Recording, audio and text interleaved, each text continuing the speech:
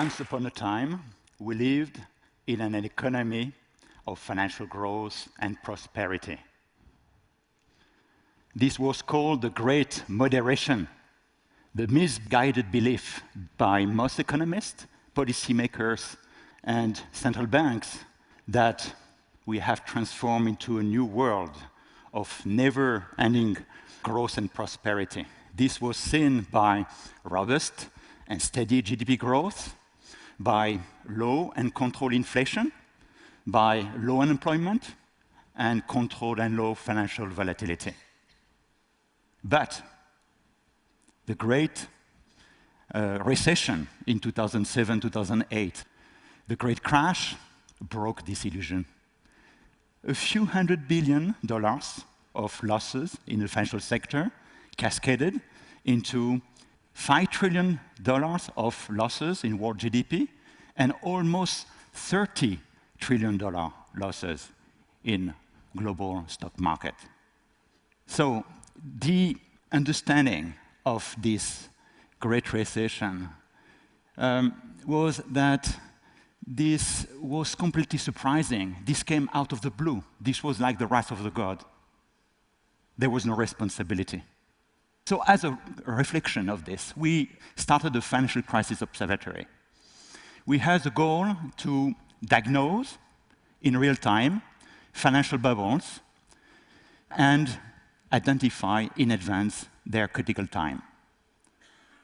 What is the underpinning scientifically of this financial observatory? We developed a theory called Dragon Kings. Dragon Kings represent extreme events, which are of a class of their own. They are special. They are outliers. They are generated by specific mechanisms that may make them predictable, perhaps controllable. Consider a financial price time series, a given stock, your preferred stock, or a global index. You have these up and downs. A very good measure of the risk of this financial market is the peaks to valleys that represent a worst-case scenario when you bought at the top and sold at the bottom. You can look at the statistic, the frequency of the occurrence of peak to valleys of different sizes, which is represented in this graph.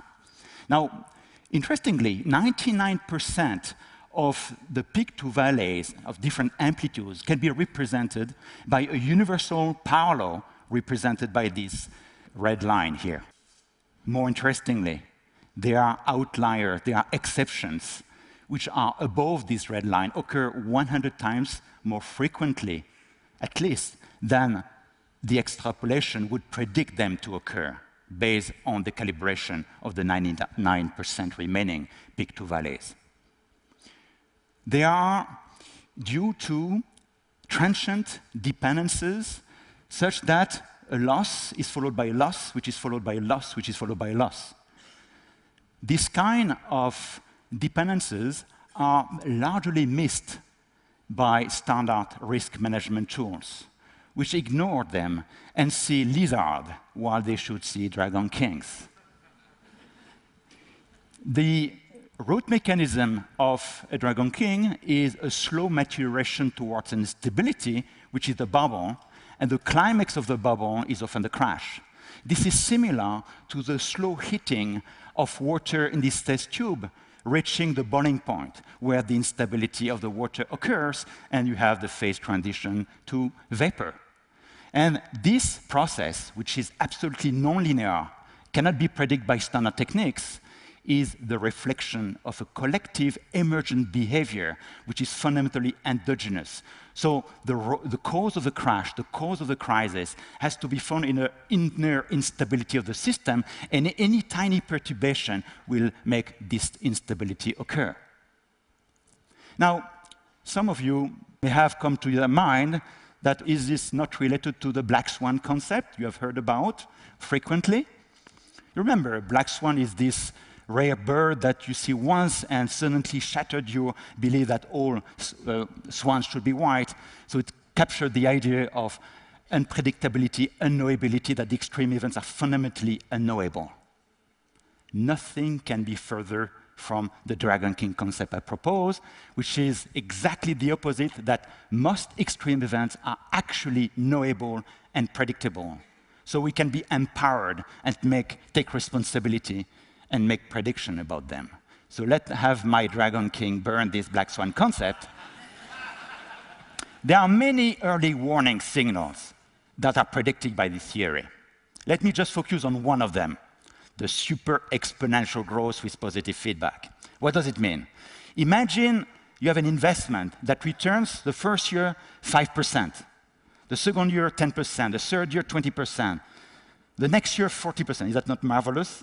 This is a super exponential growth. A standard exponential growth corresponds to a constant growth rate, let's say of 10%.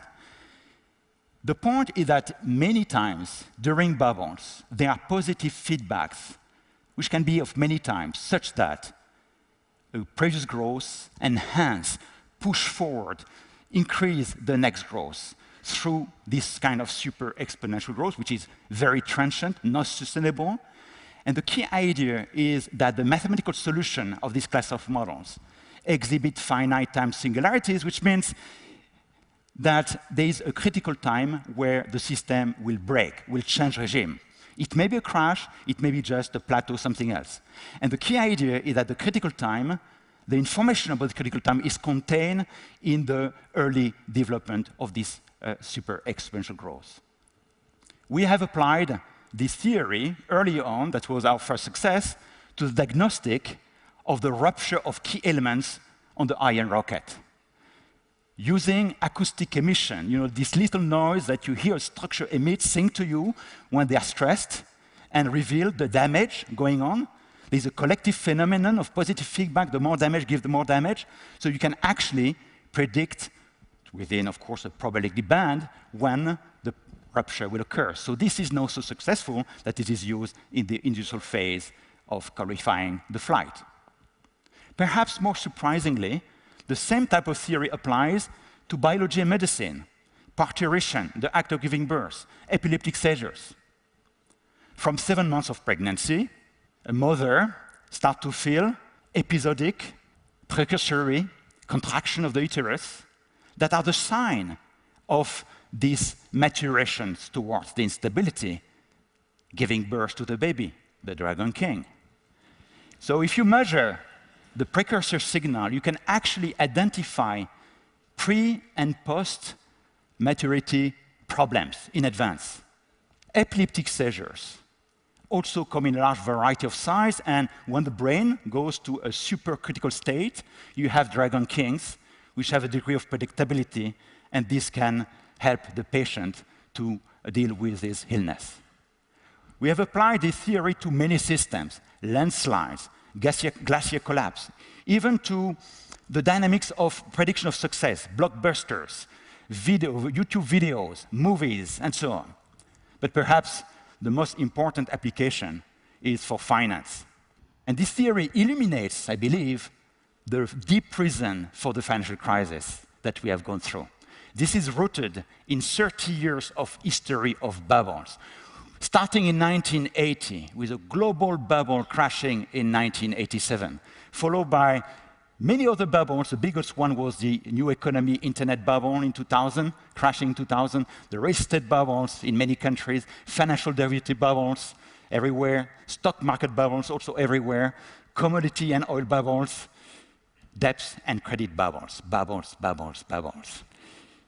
We had a global bubble. This is a measure of a global overvaluation over all markets, expressing what I call an illusion of a perpetual money machine that suddenly broke in 2007. The problem is that we see the same process, in particular through quantitative easing, of a thinking of a perpetual money machine nowadays to tackle the crisis since 2008 in the US, in Europe, in Japan. This has very important implication to understand the failure of quantitative easing as well as austerity measure, as long as we don't attack the core, the structural cause of this perpetual money machine thinking. Now, these are big claims. Why would you believe me? Well, perhaps because in the last 15 years, we have come out of our ivory tower and start to publish ex ante, and I stress the term ex ante, means in advance, before the crash confirmed the existence of the bubble or the financial excesses. These are a few of the major bubbles that we have lived through in recent history. Again, many interesting stories for each of them. Let me tell you just one or two stories associated with massive bubbles. We all know the Chinese miracle. This is the expression of the stock market of a massive bubble, you know, a factor of 300% in just a few years.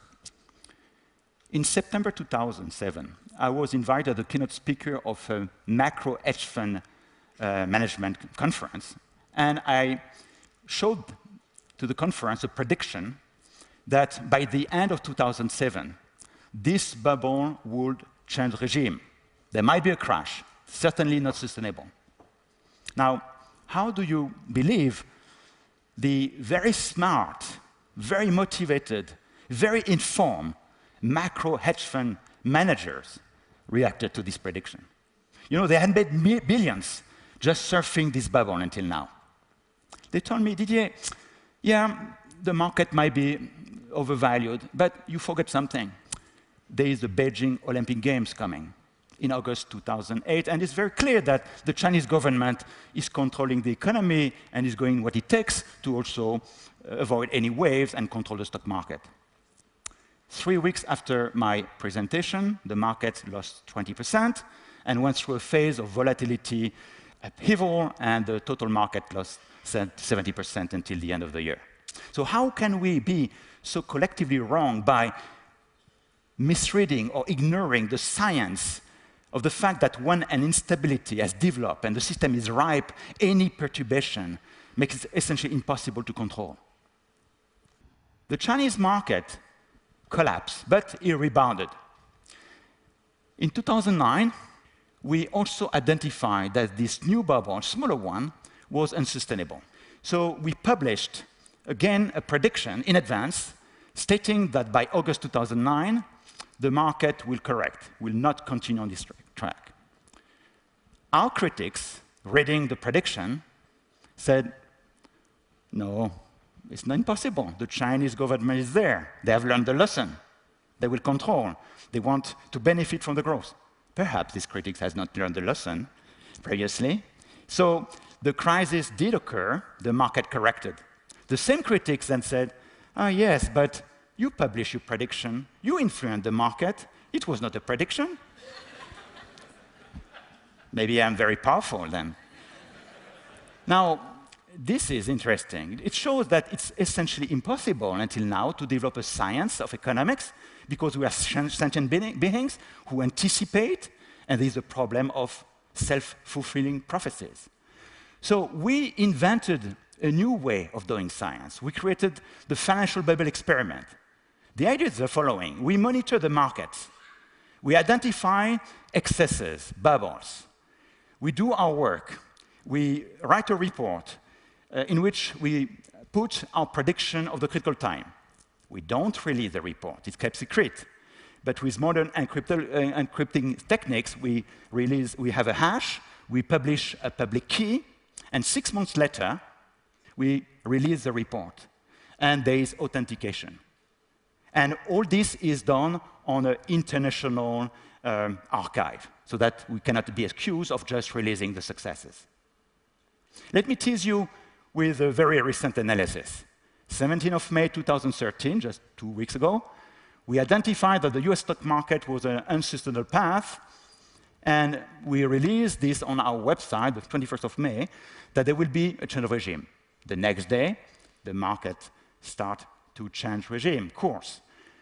This is not a crash. This is just the third or fourth act of a massive bubble in the making. Scaling up the discussion at the size of the planet, we see the same thing wherever we look at, in observable, in the biosphere, in the atmosphere, in the ocean, showing these super exponential trajectories characterizing an unsustainable path and enhancing a phase transition. This diagram on the right shows a very beautiful compilation of studies suggesting indeed that there is a nonlinear possibility for nonlinear transition just in the next few decades. So there are bubbles everywhere. From one side, this is exciting. For me, as a professor who chases bubbles and slays dragons, as the media has sometimes called me. But can we really slay the dragons? Very recently, with collaborators, we studied a dynamical system where you see the Dragon King as these big loops, and we were able to apply tiny perturbation at right times that remove, when control is on, these dragons. Gouverner, c'est prévoir. Governing is the art of planning and predicting. But is it not the case that is probably one of the biggest gaps of mankind, which has the responsibility to steer our societies and our planet towards sustainability in the face of growing challenges and crises? But the Dragon King theory gives hope. We learn that most systems have pockets of predictability. It's possible to develop advanced diagnosis of crisis so that we can be prepared, we can take measures, we can take responsibility, and so that never again extremes and crises like the Great Recession or the European crisis take us by surprise. Thank you.